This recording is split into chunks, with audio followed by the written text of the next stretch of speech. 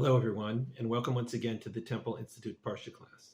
My name is Gedalia Meyer, and I'm podcasting from Ma'ale-Adumim in Israel.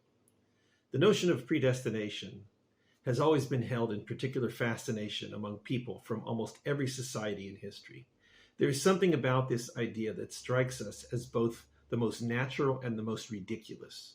There is nothing quite like it in the vast realm of human ideas. No matter how much we convince ourselves that nothing could be more absurd than that our lives are somehow pre-planned for us, we always find ourselves coming back to that same suspicion, like someone who decides to leave their lover once and for all, but finds that they cannot ever make a complete break. What is predestination, and why does it have this strange hold over the human psyche?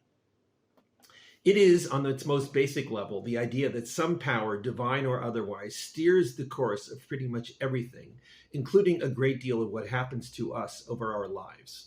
Almost everybody, including those firmly grounded in science, believes this to be the case for the inanimate world. A meteorite heads on its predestined course from its source to its ultimate end, according to some forces that act upon it the entire time. Those forces themselves have no control over what they do or what they are. They are also predetermined from some prior cause, going all the way back to the beginning of time, perhaps the fateful Big Bang. It is when we get to living things that the situation gets a bit more dicey. Are animals who can move around on their own volition also subject to this power? Most people would probably say yes. But here, there are many who are reluctant to submit to this unknown power. When it comes to people, most of us have great reservations about this entire concept. We are quite convinced of our own freedom of choice and are very invested in the idea that what we choose to do actually has some effect on what happens to us. Predestination flies in the face of this very belief. On the other hand, we all admit, however reluctantly, that there is no reason in the world why we also shouldn't be subject to that same power that controls meteorites and everything else. After all, we are just atoms and molecules and whatever else that lies underneath. Aren't they just tiny versions of meteorites? What really is a thought? Is it not just those atoms or cells flashing around briefly and somehow producing the illusion of some independent choice? On top of all that, many of us still seriously believe in the concept of attributing divinity to that mysterious power that guides everything. We want there to be some intelligence or consciousness behind it all. We don't want it to be blind force that has no ultimate meaning or purpose. We call this divine power God, and possibly against our better judgment, recognize that it must be infinite in scope, controlling all that happens to us. We still believe in our freedom of choice, but we realize that its power is very limited in scope. Its range extends to the edges of the mind and perhaps a little further. But outside of that bubble, everything is under the guidance of God. Religions have thrived around this notion. We know this from the earliest religious writings, and they have never really dropped this idea up until modern times. The dominance of science in recent centuries has shaken much of this belief. But at the end of the day, even science falls sway to the power of predestination. It just doesn't refer to the power by the term God. If anything, science is even more of an advocate of predestination than religion, since it really has no place for freedom of choice. So that's how things stand. We tend to buy into the notion of predestination, even if we cannot admit it. But we also want to believe that we have some say in how things go, at least in our own lives. This is a strange dichotomy, and one to which there doesn't appear to be any resolution. This, to some degree, is the human condition. We have independence built into our very souls, but are encased within a body that is very much subject to the laws of meteorites. There is nothing we can do about this, since it is just the way things are. This Shabbat begins the dual-natured holiday of Rosh HaShana. On the one hand, it is the beginning of the Jewish year. It has had this honored status since at least 2,000 years ago. There was a time in biblical history when the new year began in the spring, but Judaism adopted this alternate date probably sometime around the close of the biblical period. As such, it is a time of celebration. It is a new year worthy of being ushered in as the beginning of a new stage of life. There are meals and blessings and all kinds of family celebrations. The synagogues are packed and everyone has a sense of something special in the air.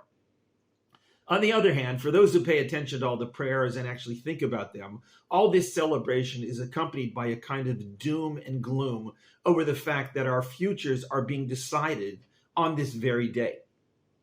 Perhaps the ultimate judgment waits until Yom Kippur 10 days later, but there is no escaping that impression that a good deal is decided right on Rosh HaShana. This is predestination with a vengeance. This is not some impersonal Big Bang power tossing meteorites and atoms around. This is God deciding who will live and who will die. This is our lives being scrutinized and everything being inscribed in the fateful book of life. This is the sealing of our fate in every imaginable way. This heavy-handed belief is found all over the Rosh Hashanah prayers. It is easy to ignore them and look forward to when it will finally end. But even a casual glance reveals that this is what the Jewish idea of Rosh Hashanah is all about. One of the best known of these prayers is dramatically recited to bring out all the dread and hope that is contained in the Rosh Hashanah mentality. We read about how each person is nothing more than a gust of wind, a withering plant, a broken piece of pottery, a fleeting dream. We chant that it will be decided on this day who will live and who will die, who will enjoy comfort and who will see nothing but misery, who will be free and who will be bound.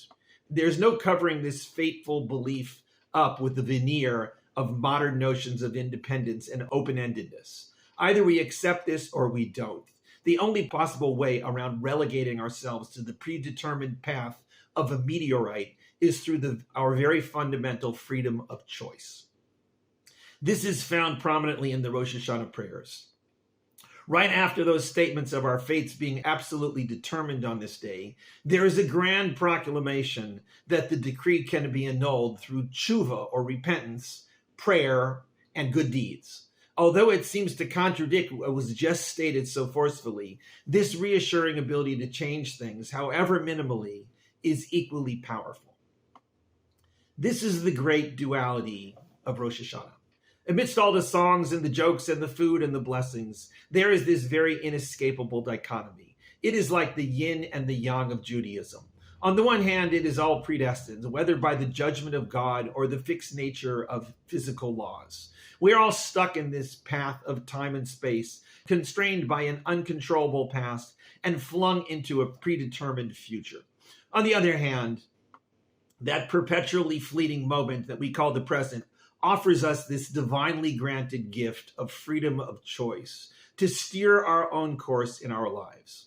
How could these two powers live together in the same world or in the same mind? How could Judaism believe in both with equal fervor?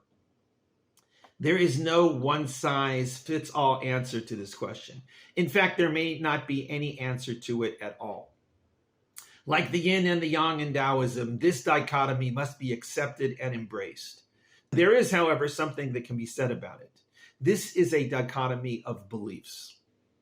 Nobody knows if there really is some power that predetermines the fate of things in the world. By the same token, nobody really knows if human beings genuinely possess something that we can call freedom of choice.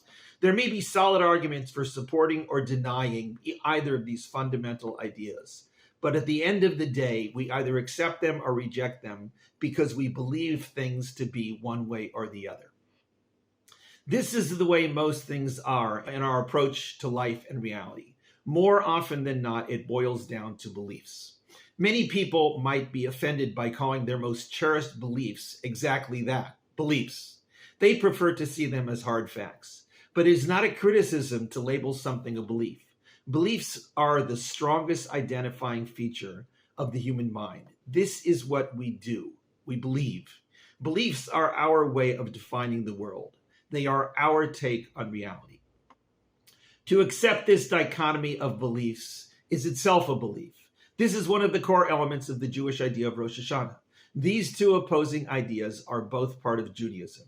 Judaism accepts them both and learns to live with them together.